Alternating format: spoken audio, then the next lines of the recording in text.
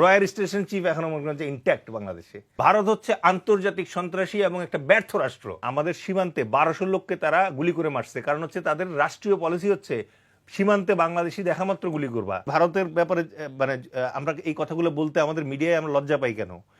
প্রথম জিনিস হচ্ছে আমাদের 54টা নদী তাদের সাথে আমরা শেয়ার করি। এইটার ভিতরে 36টা নদীতে অলরেডি তারা ড্যাম এবং ব্যারাজ লাগিয়ে দিয়েছে। কেন দিয়েছে? কারণ তাদের একটাই উদ্দেশ্য, সেটা হচ্ছে বাংলাদেশের নদী সব শুকায় ফেলবে তারা। ওই একটাই কষ্ট যে সিকিম এবং হায়দ্রাবাদের মতো যেহেতু তোদেরকে আমরা দখল করতে পারি নাই, সুতরাং তোদেরকে আমরা শুকিয়ে ফেলবো। এবং এতে তো আমাদের কৃষকরা তো মারা যাচ্ছে তিস্তার ফারাক্কার এই জায়গায়। 1 নাম্বার। 2 নাম্বার যেটা ইম্পর্টেন্ট জিনিস সেটা হচ্ছে যে তাদের সাথে আমাদের 4096 কিলোমিটার একটা বর্ডার আছে, ইন্টারন্যাশনাল বাউন্ডারি, 3 দিক থেকে ঘিরে রাখছে তারা। This is considered the most brutal border in the world. BSF K Butcher বলা হয়। বিএসএফ হচ্ছে পৃথিবীর একমাত্র সীমান্তরক্ষী বাহিনী যাদেরকে বুচার বলা হয়। কেন বলা হয়?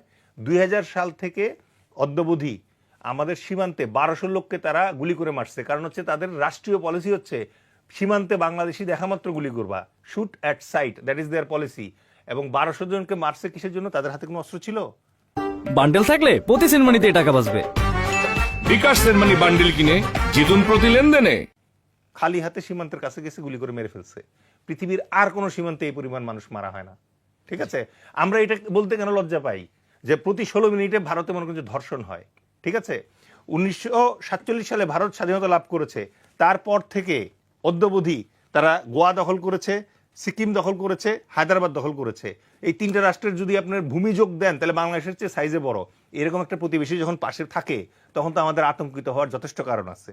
মুসলমান নিধন চলছে ক্রমাগতভাবে ওইখানে। এবার আসি হচ্ছে ট্রেড অ্যান্ড কমার্সের ব্যাপারে। $16 বিলিয়ন ব্যবসা তারা করে আর $2 বিলিয়ন ব্যবসা আমরা করি তাদের সাথে। তারা আমাদেরকে এটা একসময় আমাদের মাথায় ঢুকাই দিছিল যে কলকাতায় না আসলে তো তোমরা চিকিৎসা ছাড়া মারা যাবা।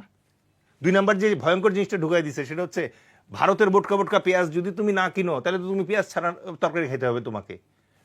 Try to understand this. এবং তারা বাংলাদেশকে শুধু একটা জিনিসই শেখ হাসিনার মাধ্যমে ট্রিট করতো, সেটা হচ্ছে বাংলাদেশ হচ্ছে মেইনল্যান্ড ইন্ডিয়া হতে 7 সিস্টার্সে যাওয়ার ট্রানজিট স্টেশন। এছাড়া বাংলাদেশের আর কোনো ইম্পর্টেন্স তাদের কাছে নাই। এবং এইটা এনশিওর করার জন্য ওই যে শেখ হাসিনা বলছে ভারতকে যা দিয়েছি তা আজাবগুন মনে রাখবে, তো ভারত তো আসলে মনে রাখছে। শেখ হাসিনাকে তো আশ্রয় দিয়েছে, তার পুরা দলকে আশ্রয় দিয়েছে ইন্ডিয়া। আওয়ামী লীগের তো বাংলাদেশে পলিটিক্স করার দরকারই নাই, তারা তো ইন্ডিয়াতে গিয়ে করতে পারে। এখন ভয়ঙ্কর ব্যাপার যেটা সেটা হচ্ছে যে এখন হঠাৎ করে ট্রান্সশিপমেন্ট বন্ধ করে দিচ্ছেন কেন? এখন হঠাৎ করে আমাদের মনে করছে পোর্টগুলো কেন আপনি সব বন্ধ করতেছেন? কারণ ওই মজা চলে গেছে ওখান থেকে, এখন তো কালাদান হয়ে ঘুরে যেতে হবে আপনাকে। সো এই জায়গাটাতে এসে আমাদেরকে এই জিনিসগুলো, ভারতের যে মানে আসল চেহারা, এটা আমাদেরকে প্রকাশ করতে হবে আমাদের স্বার্থে। ভারত হচ্ছে আন্তর্জাতিক সন্ত্রাসী এবং একটা ব্যর্থ রাষ্ট্র। সেই ব্যর্থ রাষ্ট্র এতটা ব্যর্থ যে তার নিজের দেশে এখন 9টা বিচ্ছিন্নতাবাদী আন্দোলন চলতেছে।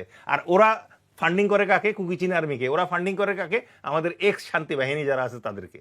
রাইট? বাংলাদেশে আপনি যত সমস্যা দেখতেছেন তার 90% সমস্যার এই গিট্টুগুলো আসে হচ্ছে ইন্ডিয়া থেকে। কার মাধ্যমে আসে? রয়্যার মাধ্যমে আসে। রয়্যাল স্টেশন চিফ এখনো মনে করেন যে ইনট্যাক্ট বাংলাদেশে। এগুলো বলতে লজ্জা পাই কেন আমরা? বলতে হবে তো এগুলা। অন্য কোনো গভর্নমেন্টের তো বলার সুযোগ ছিল না, বাট এখন তো মানে আমাদের এই সুযোগটা ছিল আন্তর্জাতিক বিশ্বকে এটা দেখানোর জন্য।